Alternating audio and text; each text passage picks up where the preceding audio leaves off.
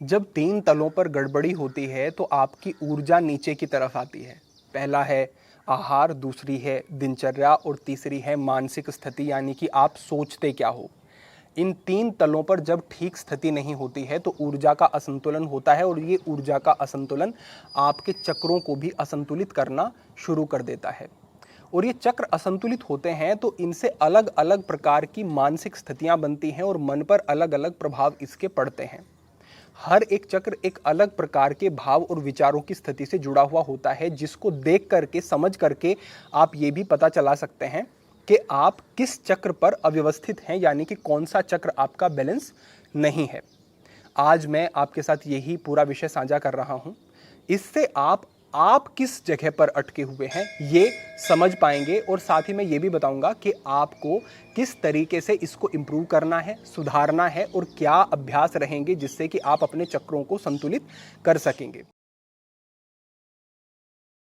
शुरू से मैं बता रहा हूं, मूलाधार चक्र से हम शुरू करते हैं और धीरे धीरे हम आगे बढ़ेंगे।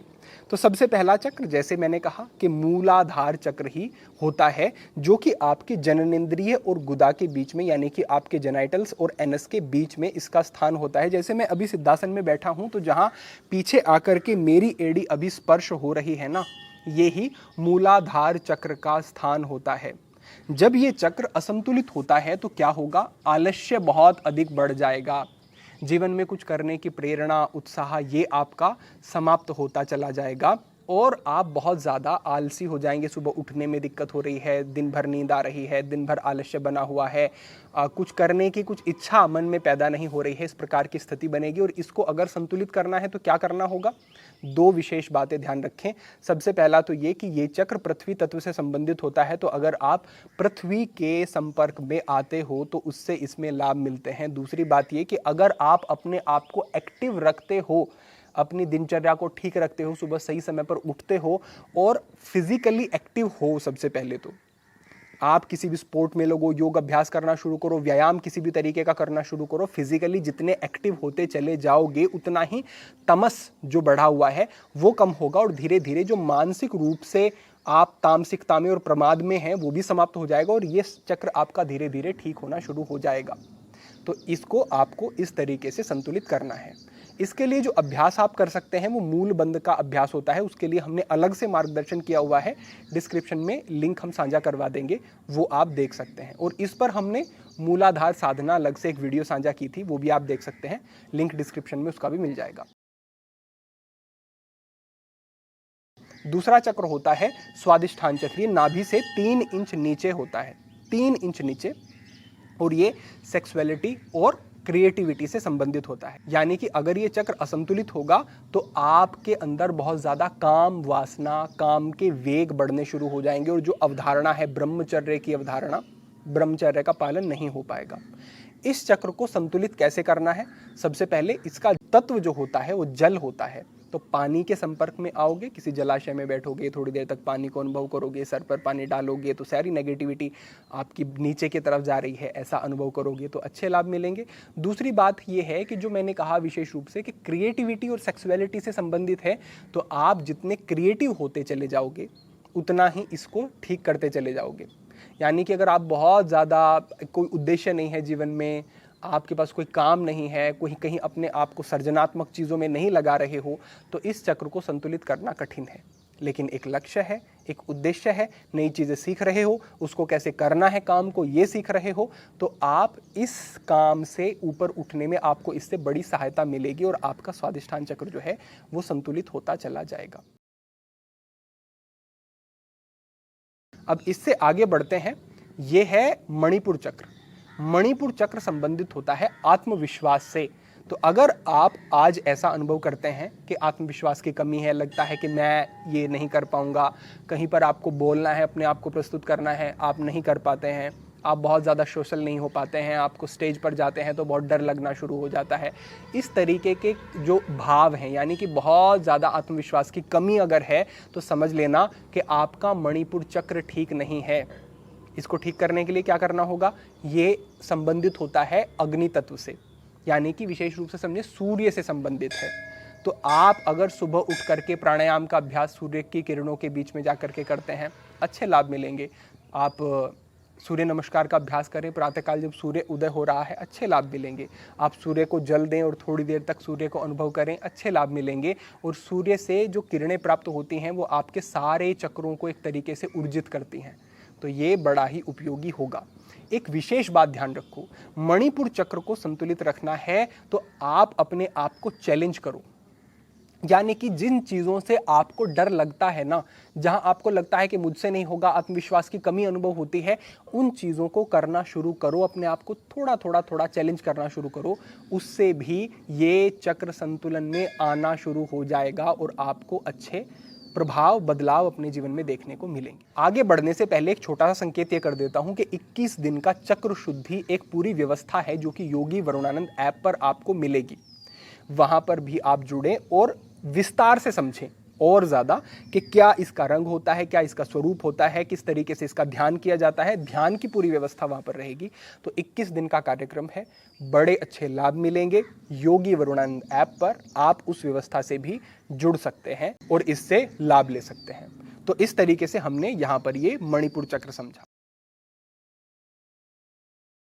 अब इससे आगे बढ़ते हुए जो हमारा चक्र होता है वो होता है अनाहत चक्र। अनाहत चक्र किस चीज से संबंधित है? ये संबंधित होता है भाव से, इमोशन से। आपके अंदर दया का भाव कितना है, आपके अंदर प्रेम कितना है, आपके अंदर ग्रेटिट्यूड का भाव कितना है, इस तरीके के इमोशन से आपका अनाहत चक्र संबंधित होता है। जिसका अनाहत चक्र संतुलित नहीं होगा वो फील नहीं कर पाएगा, उसके संबंध बेहतर नहीं होंगे, क्योंकि अगर भाव नहीं है तो संबंध कैसे चलेंगे। वो उसके लिए बहुत कुछ किसी ने किया, वो उसको भी फील नहीं कर पाएगा। किसी को वो बहुत पीड़ा देता है, कष्ट देता है, परेशान कर देता है, उसको भी वो उसके दुख को, उसकी परेशानी को फील नहीं कर पाएगा। यानी कि भाव से हीन हो जाता है व्यक्ति जो अनाहत चक्र जिसका असंतुलित होता है। और जिसका ये संतुलित होगा वो बहुत ज़्यादा चीज़ों को फील कर सकेगा, उसके अंदर बहुत धन्यवाद का भाव होगा, वो एक बेहतर व्यक्ति बनता चला जाएगा। वो हर चीज़ को पॉजिटिवली देखेगा कि मेरे जीवन में क्या क्या क्या अच्छा है, और उन जो अच्छी चीज़ें उसके जीवन में है उनके लिए धन्यवाद करेगा, उनके लिए शुक्र करेगा। तो ये अनाहत चक्र का होता है। अनाहत चक्र प्रकृति से संबंधित होता है और इसका रंग भी हरा होता है। तो अगर आप नेचर में रहते हैं, पहाड़ों पर जाते हैं, आप कहीं प्राकृतिक स्थानों पर समय व्यतीत करते हैं, खुले स्थानों पर, तो उससे आपका अनाहत चक्र संतुलित होना शुरू हो जाता है। बाकी इसको संतुलित करने का जो विशेष अभ्यास होता है वो होता है ध्यान, वो होता है ग्रेटिट्यूड। जब आप अपने जीवन में आपको क्या क्या मिला है, अच्छे लोग क्या हैं, अच्छी चीज़ें क्या हैं, क्या क्या घटनाएं जीवन में अच्छी हुई हैं, अभी आपका स्वास्थ्य अच्छा है उसके लिए, या बहुत सारी चीज़ें ऐसी हैं जो आप जिनके लिए धन्यवाद आज कर सकते हो, उन चीज़ों को फील करते हो, भगवान को उनके लिए धन्यवाद करते हो, बहुत अच्छे लाभ मिलेंगे। जो लोग आपकी सहायता करते हैं और आपके जीवन को आसान बनाते हैं उनको आप धन्यवाद करते हो मन ही मन, या बोल करके उनको धन्यवाद कहते हो, तो इससे भी अनाहत चक्र बेहतर होता है। और जो ध्यान का अभ्यास करते हैं हम, वो तो बेहतर है ही। तो ये अनाहत चक्र के लिए आप ग्रेटिट्यूड प्रैक्टिस करोगे तो ये बहुत अच्छा आपके लिए रहेगा। साथ ही मैं एक और बात बता दूं कि अगर आप योग में कुछ करना चाहते हो तो आप गहरी सांस लेते हो, यानी कि आप सांस अंदर ले रहे हो तो चेस्ट को पूरा फैला रहे हो, सांस बाहर छोड़ रहे हो तो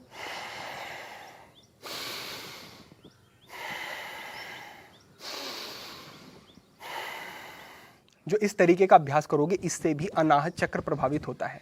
और मैं आपको मणिपुर का भी थोड़ा सा बता दूं कि अगर आप कपालभाति का अभ्यास करते हो तो उससे आपका मणिपुर और स्वादिष्ठान, जो मणिपुर से नीचे वाला चक्र है, ये दोनों प्रभावित होते हैं। तो इन दोनों के लिए कपालभाति करो और इसके लिए आप गहरी सांस, जो कि छाती को फैला करके, एक तरीके से भस्त्रिका ही है, बस छाती को अधिक से अधिक फैला करके सांस लेते हो तो उससे अनाहत चक्र प्रभावित होगा।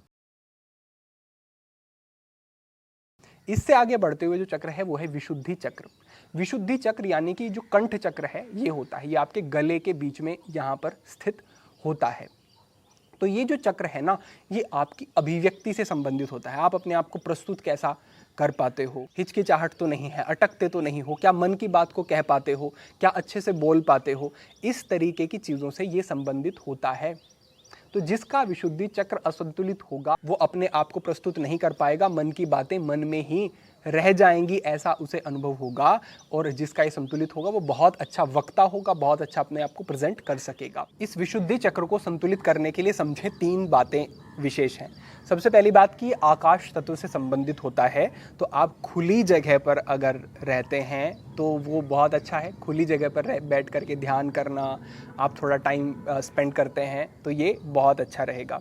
दूसरी बात है कि इसमें आपको झूठ नहीं बोलना है। जो झूठ ज़्यादा बोलते हैं उनका भी विशुद्धि चक्र संतुलित नहीं हो पाता है। अपशब्द नहीं बोलने हैं, गाली नहीं देनी है, कोई गलत शब्द किसी को नहीं बोलने हैं, ये ध्यान रखना है। और साथ ही आपको इसके लिए भ्रामरी प्राणायाम का अभ्यास करना है। सामान्य तय कर सकते हैं क्योंकि हमें केवल यहाँ पर गुंजन चाहिए। हथेली लें, कानों के ऊपर ऐसे रखें, सांस अंदर भरें और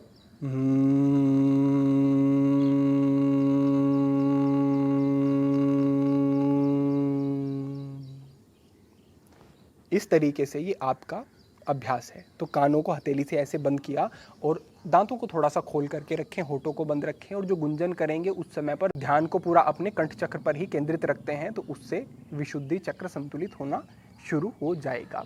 तो इस तरीके से आप इस चक्र पर काम कर सकते हैं।